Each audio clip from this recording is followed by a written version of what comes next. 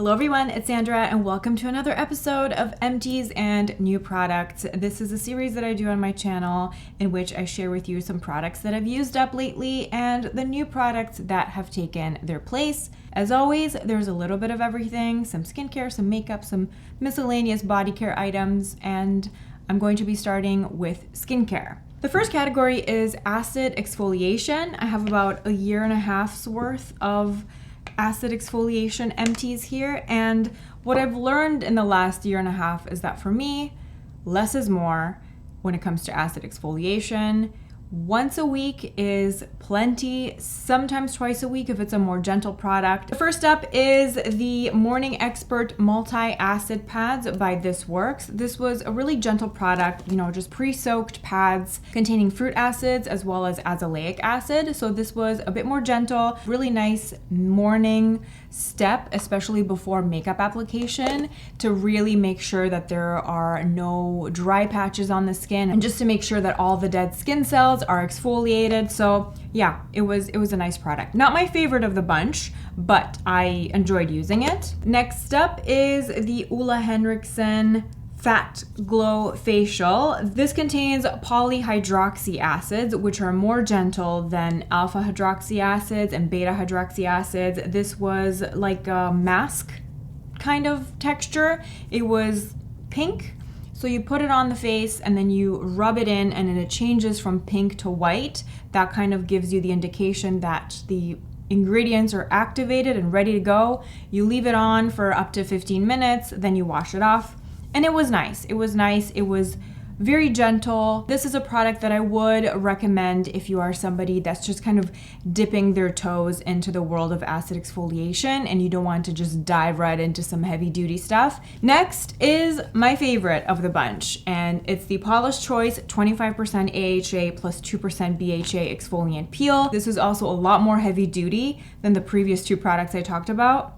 But my skin really loved this. I used it once a week for 10 minutes. Sometimes I would just leave it on for 5 minutes. It's a peel that you put it on your face, you wait up to 10 minutes, then you wash it off, and it left my skin feeling so smooth. It really helped refine my texture, helped with the fading of some post-inflammatory hyperpigmentation more quickly, and I love this. I would definitely repurchase this. Paula's Choice as a brand has so many different acid exfoliating products to choose from. This is my personal favorite that I've tried from them. The acid exfoliating product that I'm using right now is another product that is really great. And this is also an AHA and BHA blend. This is the Pharmacy Honeymoon Glow Resurfacing Night Serum. I don't really use it as intended. It's intended to be like a leave-on product. I've just been using this as a peel that I rinse off, like similar to how I was using this. So I just apply a generous amount all over my face. I let it do its thing for about 10 to 15 minutes and then I wash it off and then I proceed with the rest of my skincare. For me personally, just using this once a week as like a rinse off peel has been doing good things too. I'm enjoying it. However, if I had to choose between these two, I would repurchase the Paula's Choice. Not to say that this is bad. This is nice too. The next category is something I like to refer to as a nourishing night serum. My evening routine is pretty consistent because I do use tretinoin on most evenings. So I like just cleanse. I like a nourishing, hydrating serum, preferably something that has niacinamide in it. And then I do my tretinoin, and then sometimes I put moisturizer on top, sometimes I don't, depending on how my skin is feeling that day. And in the fall and winter, I was reaching for this. This is like an old friend, Clarins Double Serum. This is a really beautiful serum. It's really nourishing. It almost has like an oily texture to it. Also looks nice if you're mixing it in with a foundation, if you want to dilute a foundation, if you want to add a bit of moisture to a foundation. This is a great face oil replacement for me in the colder months because this is just enough oiliness that I can handle. Closer to the spring and the beginning of summer, I discovered this. This is the Olay Wrinkle Correction Serum. This is a niacinamide serum, and this is so great. It has a really silky texture. It's very hydrating. It's not too watery, not too oily. It's just beautifully silky. No fragrance or anything. This does contain quite a bit of a strong fragrance. I personally really like this fragrance. probably because it just makes me think of my mom. So I have like positive associations. But some of my friends have tried this and they love the texture of it, but they hate the scent. So it does have kind of like a strong fragrance. To me, it's like a fruity, like a perfumey fruity type of fragrance. But I do think that it would be great if the brand released either a fragrance-free version in the future or just cut the fragrance out completely, because it's really unnecessary.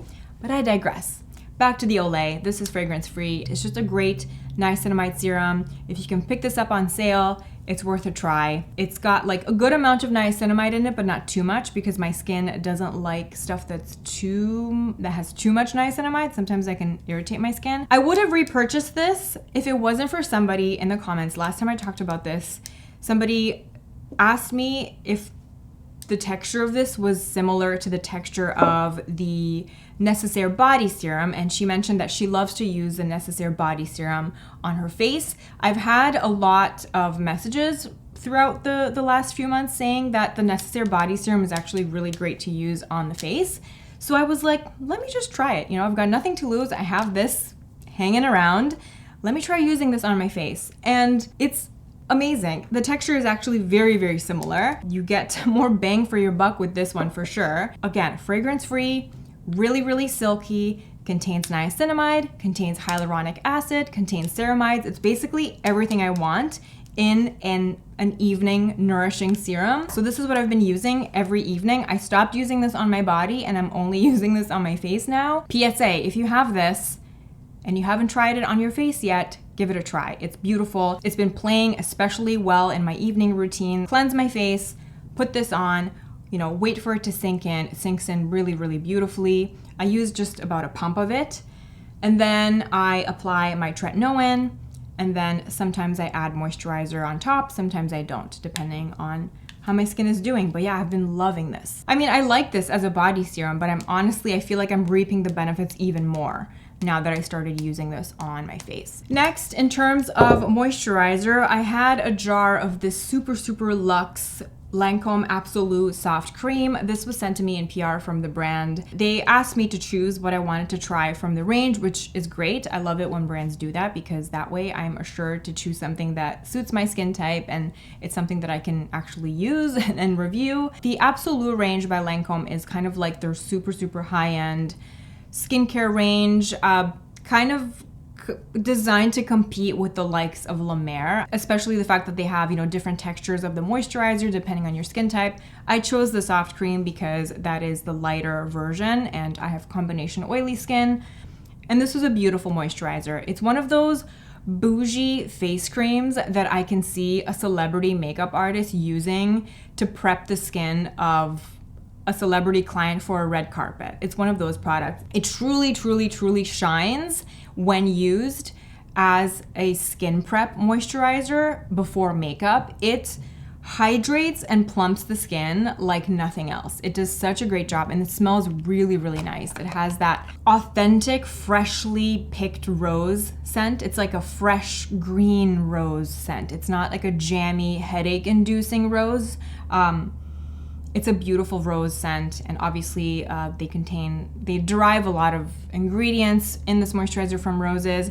Is this worth the astronomical price tag? Absolutely not. But you know, we all have different budgets. We have different priorities. Sometimes we want a special treat. If you want to feel like you are a celebrity getting your makeup done by Lisa Eldridge before a con or something like that, then this will kind of transport you there. It's also refillable, which is great. There's a little notch here on the side that you can, I don't want to demonstrate it because I'm probably going to break a nail doing it, but you can take the inside out and get a new cartridge for it, and you save a bit of money by doing that. A moisturizer at a price point that is a bit more tolerable, and this is a moisturizer that I would spend my own money on, is the latest from Youth to the People. This was also sent to me in PR by the brand, and I love this. This is the Polypeptide Future Cream by Youth to the People. It reminds me of my beloved Reversa Collagenique cream, which is a moisturizer that I've been talking about on my channel for the last maybe 2-3 years. It's a moisturizer that from a brand that you can only find in Canada.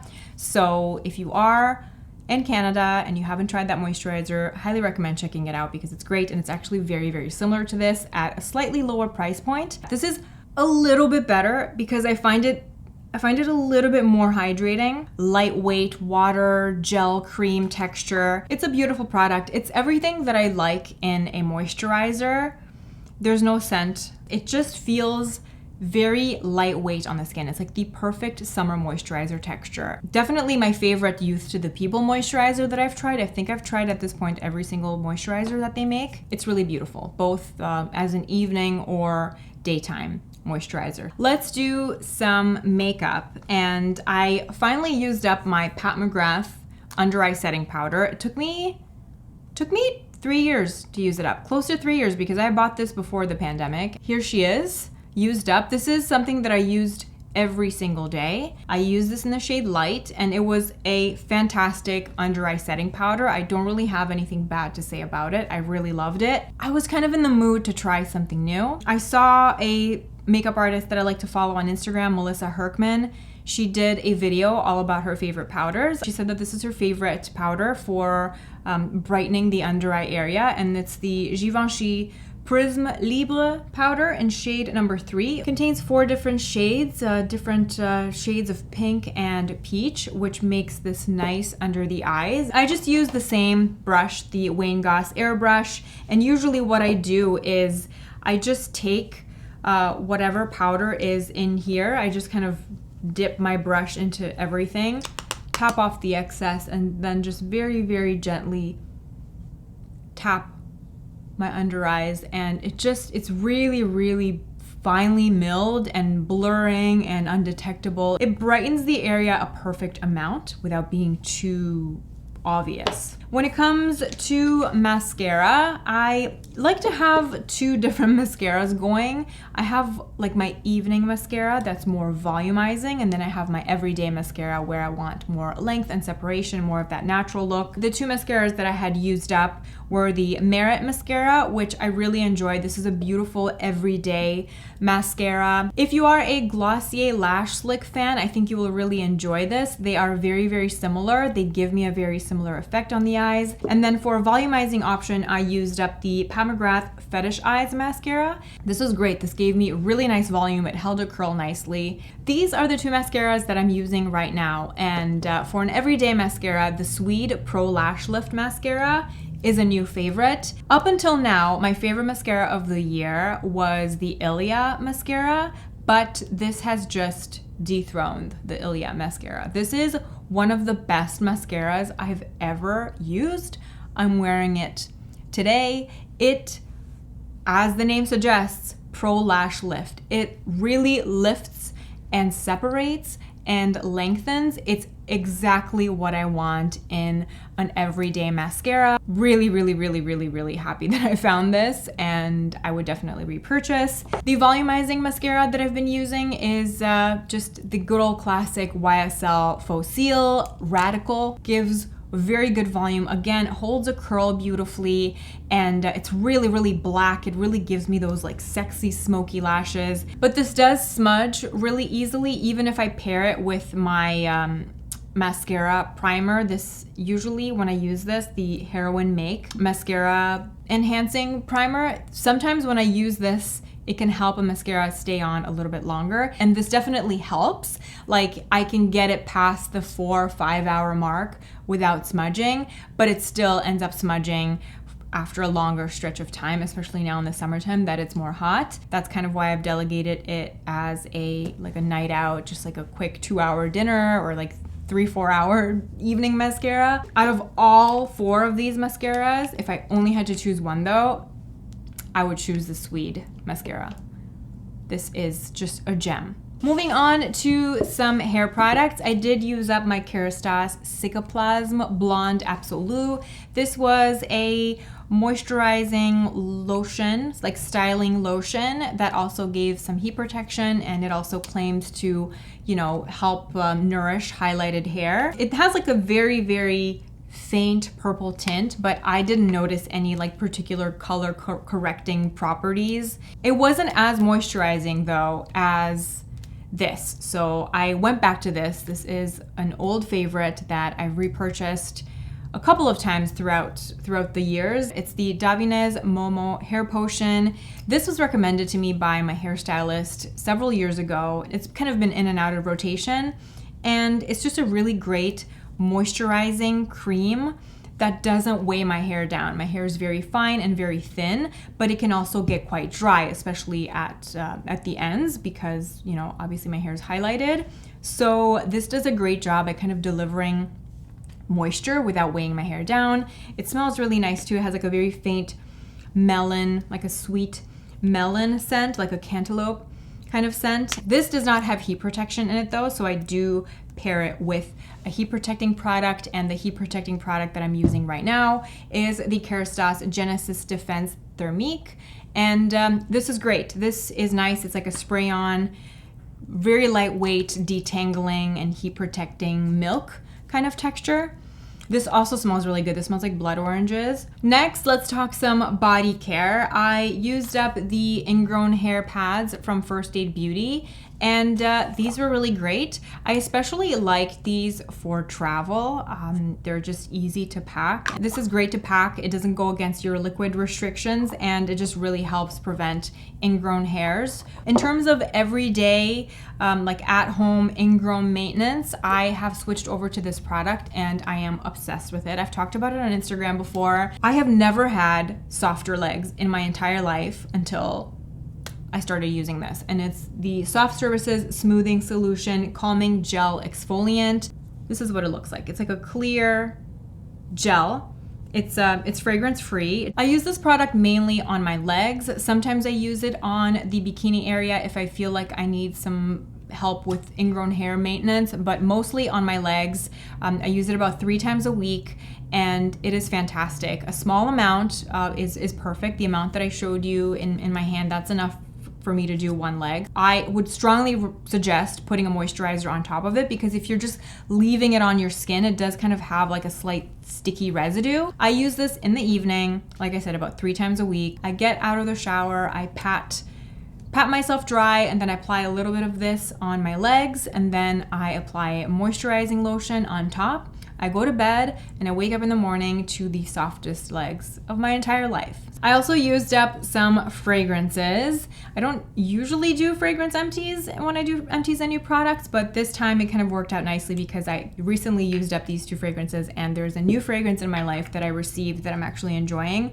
So the first is the Ocean di Gioia by Giorgio Armani. I'm not sure if this was limited edition. This is like a flanker for the Acqua di Gioia. Ocean di Gioia was just like a little bit more aquatic, had more of like a sparkling pear in there, and it was just a beautiful, light, fruity, fresh, citrusy fragrance for summer. Then I also used up my Dead Cool Milk. This is a really nice, like easy to wear skin scent. It kind of just smelled like clean skin. There's a little bit of musk, a little bit of bergamot, a little bit of amber. This is a great product for layering with other products, and in the summer, like spring and summer, I like to wear this by itself.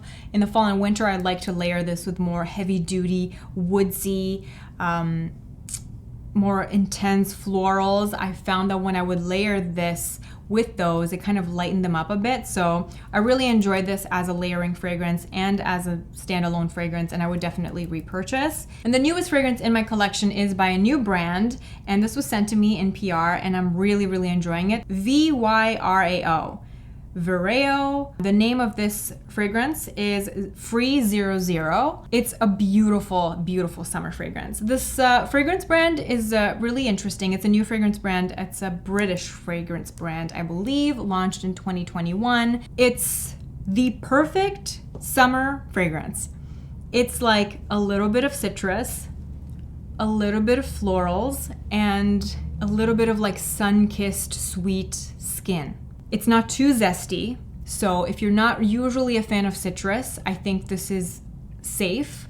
It's just beautifully balanced. It has this like gorgeous jasmine note. I'm just like addicted to it. I've been wearing this every single day for the last month. As you can see, I'm kind of making my way through it. It's not the most long-wearing fragrance in the world, but it's a joy to reapply. The bottle is super chic. It's just a really beautiful, sun-kissed, splash of citrus, splash of jasmine, splash of vanilla. One more miscellaneous thing before I go. I used up the MAC brush cleanser. This is a brush cleanser that I've been repurchasing for years. I like to have this on hand for spot cleaning brushes, especially eyeshadow brushes, you know, in between uses, in between deep cleans. It's just a really great product to have on hand. I finally made the switch to the Cinema Secrets because I've been hearing about this Cinema Secrets brush cleanser for years. This cleans better than the MAC, and it also dries a lot faster. Like, you can literally use an eyeshadow brush, clean it, and then use it again right away with a different color, because this dries so fast and it does a really good job at spot cleaning. A lot of people complain about the scent, and I can see why. It's just really odd because this smells like vanilla.